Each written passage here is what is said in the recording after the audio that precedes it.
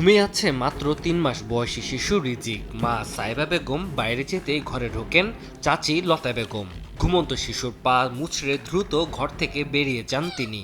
চিৎকার শুনে ছুটে আসে মা, দেখতে পান অস্বাভাবিকভাবে কাঁদছে শিশুটি। জন্মের পর থেকে অসুস্থ থাকায় শিশুটি বিভিন্ন সময় হাসপাতালে চিকিৎসাধীন ছিলেন।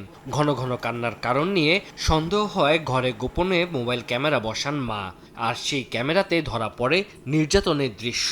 ঘটনাটি নরসিংদীর মাধবদী থানার আমদিয়া ইউনিয়নের পাইকারদি গ্রামে।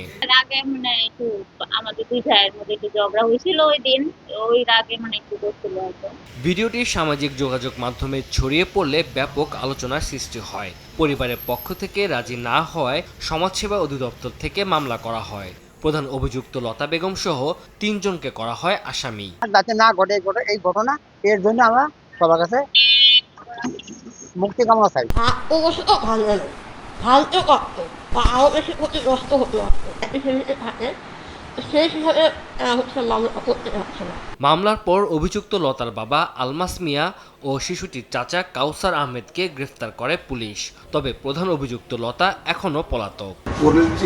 এটা নিষ্ঠুর আচরণটা এটা প্রকাশ পাইছে। এটা যদি দিল্লির এটা যদি করে তারা পার পেয়ে যায়, এই অপরাধটা সমাজে এটা ব্যাড ইম্প্যাক্ট করবে। এদিকে শিশুটির পায়ে বড় কোনো আঘাতের চিহ্ন পাওয়া যায়নি বলে জানিয়েছে চিকিৎসক। বোর্ড বসে তারপরে এটার জন্য আমরা একটা ফাইনাল ডিসিশন দেব। তবে এই মুহূর্তে ওই রিলেটেড ঘটনার সাথে এমন কোনো ইনজুরি আমরা পাইনি। 11 জুলাইয়ের এই ঘটনা সামাজিক যোগাযোগ মাধ্যমে ছড়িয়ে পড়ার পর বিষয়টি প্রকাশ্যে আসে।